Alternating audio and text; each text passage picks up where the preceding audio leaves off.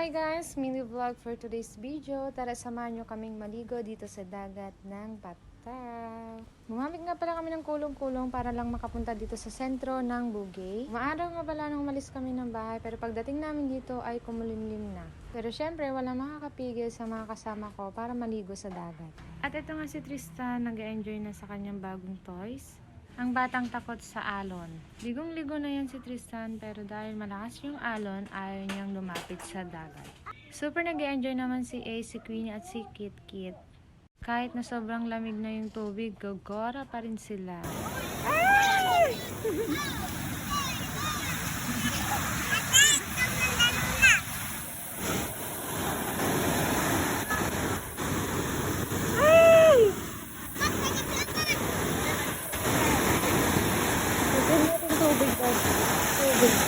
Uy, dumi.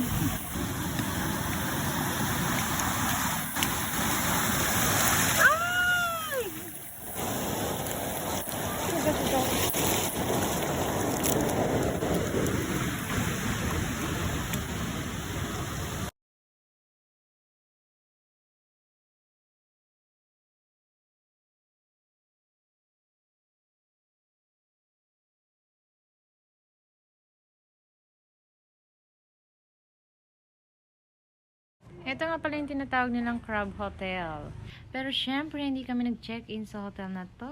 At ito nga pala si Bunso, bising-busy siya maglaro dito sa tabing dagat. Syempre, sapat na sa baby ko ang maglaro ng buhangin. So, di baling hindi na siya makaligo sa dagat kasi malakas yung alon. Ito nga pala si Katkat, ang aking pinsan.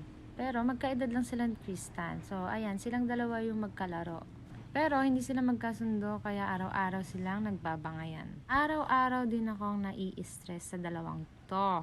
At dahil mga takot sa alon, eto dito lang sila sa gilid. At eto na nga pinilit namin si Tristan na buhatin dito sa may tubig para naman makaligo siya.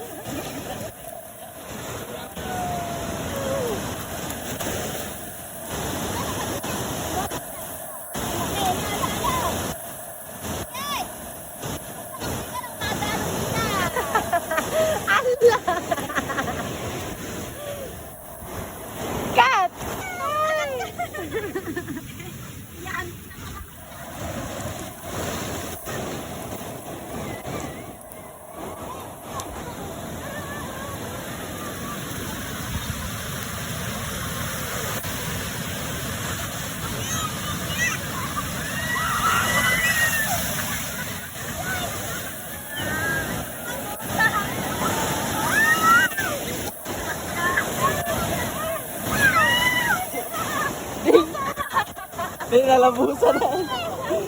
Nalabusan na. Nalabusan rin, te.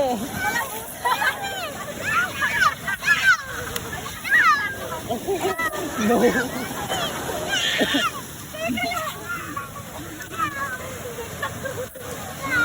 Di pa naman basta ulo.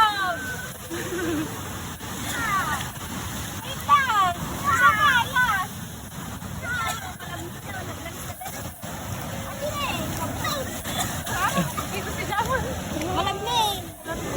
Kapon nga. Sitsirin. Okay, ang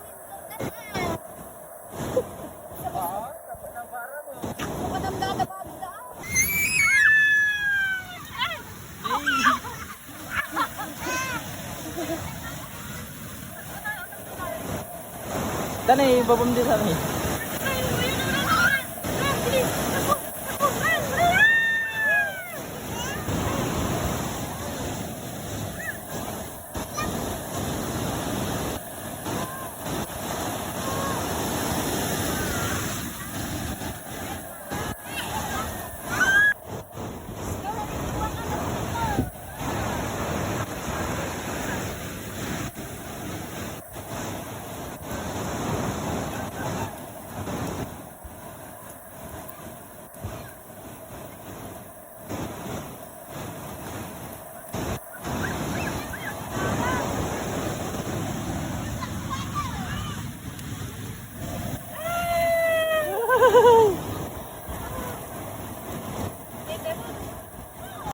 Hanggang dito na lang ang aking vlog. Bye-bye!